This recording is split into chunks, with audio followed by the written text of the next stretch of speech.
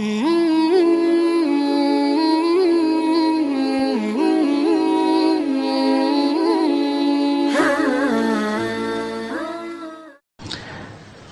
Munzir Al-Musawwa sudah memberikan penjelasan kepada kita mengenai syariah, khususnya yang berkaitan dengan qisas dan diat. Mudah-mudahan itu menambah perbendaharaan ilmu kita dalam memahami syariat Islami, bahwa tidak ada akibat tanpa sebuah sebab. Orang sering hanya melihat akibat dengan tidak melihat penyebabnya.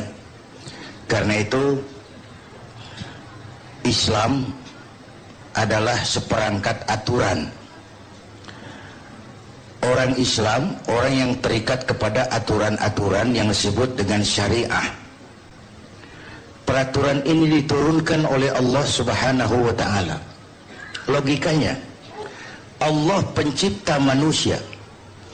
Allah tahu benar kemampuan maksimal manusia. Maka peraturan yang diturunkan Allah yang pencipta manusia tadi pasti sesuai benar untuk manusianya. Allah yang bikin manusia, Allah yang bikin peraturan untuk manusia, pasti peraturan itu cocok untuk manusianya. Pabrik mobil di Jepang bikin mobil namanya Toyota. Lalu dia turunkan peraturan, buku peraturan, ini mobil namanya Toyota. Kecepatannya sekian ratus kilometer per jam. Kalau rusak memperbaikinya ini, onderdilnya ini. Karena pabriknya yang bikin mobil, pabriknya yang keluarin buku, pasti buku itu sesuai dengan mobilnya. Nggak bisa kita punya mobil Toyota rusak, diperbaiki dengan buku petunjuk yang dikeluarkan oleh mobil Fiat. Mobil makin rusak. Jadi kalau manusia kepengen baik, dia harus pakai peraturan yang dibikin oleh manusia, oleh yang bikin manusia, yang dibikin oleh yang bikin manusia. Dia tahu benar tentang kemampuan manusia, dia tahu benar kemampuan manusia maksimal, maka peraturannya pasti sesuai untuk manusia. Contoh, manusia laki-laki senang perempuan, perempuan senang laki-laki, ya Bu? Jangan yang gadis, yang nenek-nenek masih gini tuh. Allah Maha tahu, maka turun syariat, boleh itu, tapi salurkan lewat pintu yang disebut nikah. Inilah hukum. Maka seluruh syariat Islam itu wataknya ada tiga. Pertama, al-musawat bainan nas fi takalifil ahkam. Semua manusia sama dalam berhadapan dengan hukum Allah. Ini dulu, mencapai proses keadilan. Semua sama dalam berhadapan dengan hukum Allah. Dan itu sudah dididik lewat kehidupan masjid. Ini kan kita ini semua sama nih. Nggak ada warga kelas 1 di sini. Coba lihat adab masjid itu sudah ke arah sana. Siapapun masuk masjid, copot sendal, buka sepatu. Lurah masuk masjid, buka sepatu, Rah. Jamaat masuk masjid, buka sepatu, Mat. Gubernur masuk masjid, buka sepatu, Nur. Itu dalam implementasi yang paling kecil. Semua sama di hadapan Allah. Yang paling mulia kan yang paling takwa. Ini sekarang di negeri kita, kalau timbul masalah, nyari yang tanggung jawab, banyakkan yang jawab daripada yang nanggung.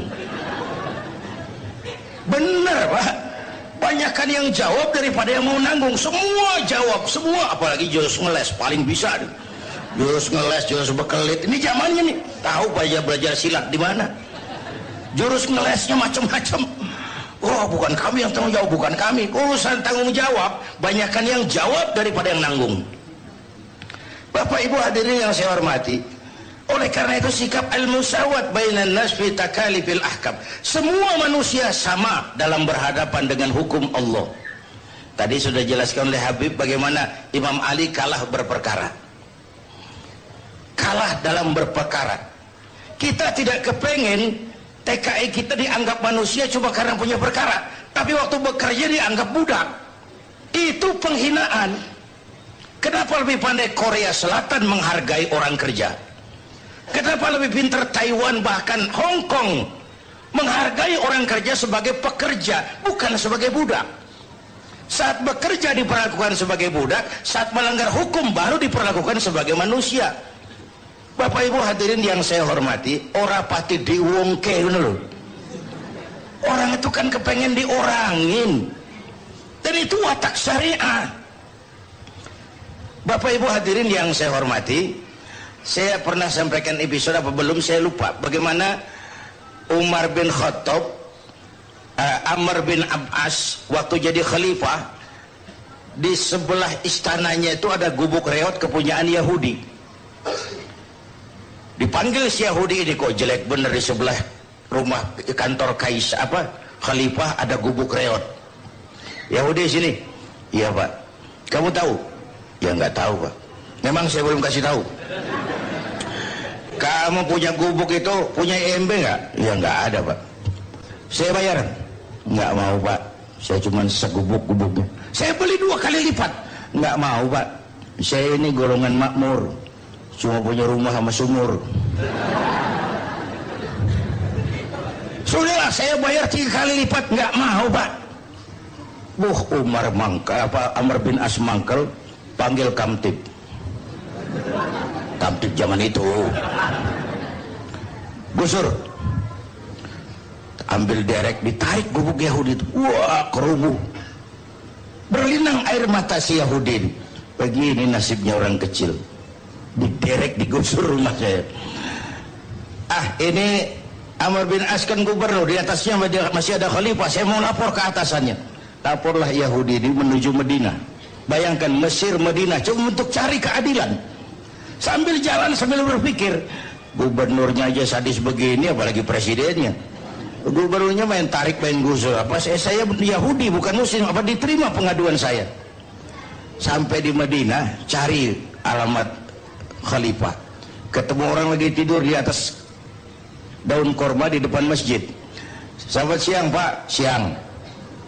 Saya cari Khalifah Umar bin Khattab. Ada. Istananya di mana Pak? Di atas lumpur. Pengawalnya banyak Pak? Banyak.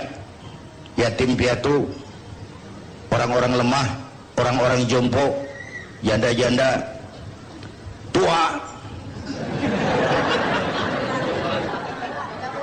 Jahat. Ya. Lalu si Yahudi tadi tanya lagi, Pak, kalau itu pengawal Khalifah Umar, pakaian kebesarannya apa Pak? Biasanya kan pejabat tinggi itu pakai yang mahal-mahal. Oh iya, pakaian kebesarannya cuma 2. Apa itu Pak? Malu dan takwa. Itu pakaian yang dia pakai selalu. Dalam melaksanakan tugas sebagai khalifah, pakaian kebesarannya cuma 2. Malu dan takwa. Itu yang tidak banyak dimiliki pejabat kita sekarang. Pakaiannya bagus-bagus, tapi perbuatannya jelek-jelek. Ini pejabat di luar negeri.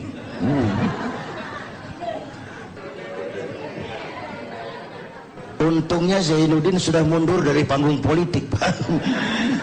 Padahal saya pernah ikut mimpin partai, ikut pemilu dulu zaman jahiliyah.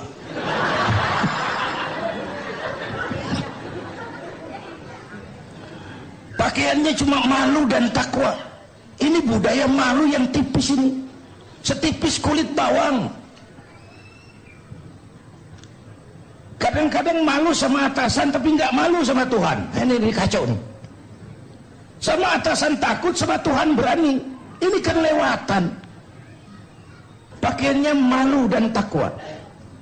Orangnya di mana? Orangnya di mana sekarang Pak? Di depan kamu. Jadi, iya. Bapak, iya. Bapak Umar yang kamu cari, saya. Oh, saya mau lapor Pak. Lapor apa? Gubernur Bapak di Mesir tuh sadis Pak. Saya punya gubuk segitu-gitunya, dia mau ambil, saya nggak mau. Dibeli 2 kali lipat, saya nggak terima. Terus Kamtib dipanggil Pak. Diderek gubuk saya nuntut keadilan. Oh gitu, iya. Yahudi, kamu lihat tempat sampah itu. Lihat Pak. Di situ banyak tulang korma, tulang onta. Tulang onta. Peka bener, kalau orang salah ngerti bener ya. ambil satu tulang yang agak panjang, bawa ke sini. Bingung Yahudi, Pak, saya dari Mesir jauh-jauh ke sini mau cari keadilan, Pak. Kalau tulang di sana juga banyak. Sudahlah, kau bawa saja ke sini. Diambil satu tulang agak panjang, dibawa ke khalifah. Itu dicabut pedangnya, itu tulang digaris lurus. Rrrt. Bawa pulang ke Mesir, kasihin khalifah Gubernur Amr bin As. Makin bingung Yahudi, jauh-jauh cuma dapat tulang. Tapi sudahlah, berangkat pulang ke Mesir. Sampai di kantor gubernur, langsung ketemu. Lapor, gubernur. Apa, Pak? Saya dari pusat. Pusat. Saya ketemu khalifah, ketemu presiden. Terus, ini tulang. Diambil tulang tuh, ada garis lurus di situ. Gemeter Amr bin As. Keringet kayak biji jagung meletus. Gemeter pucat. Yahudi. Iya, Pak. Gubukmu ambil kembali. Kepala kamtip, sini. Diriin lagi rumahnya. Diriin. Nggak jadi. Makin bingung Yahudi. Ini ada gubernur dapat tulang gemeter. Pak, kenapa kamu dikit-dikit main pusat? Tahu nggak, saya ditegur keras sama khalifah. Beliau bicara dengan bahasa sederhana. Hai Amr bin As, jangan mentang-mentang sedang berkuasa ya. Lu seenakmu. Jangan mentang-mentang sedang berkuasa main garuk gubuk orang. Sedang berkuasa, mumpung berkuasa, berlaku adillah seperti lurus dan adil seperti lurusnya garis di atas tulang ini.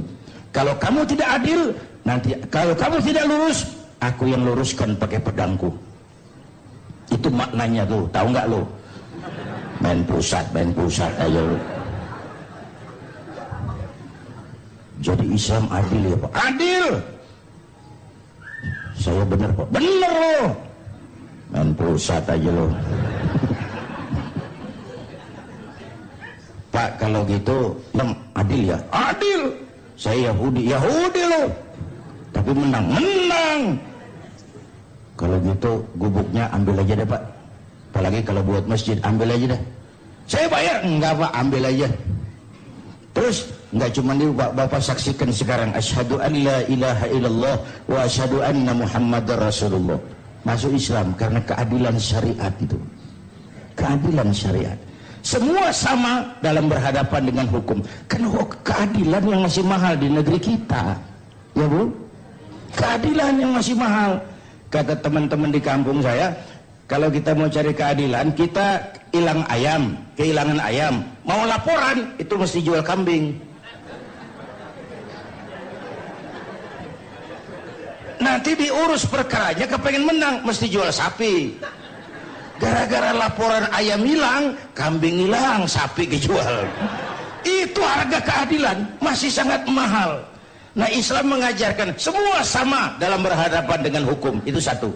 Yang kedua, sifat syariat itu adamul haraj. Ada tahapan.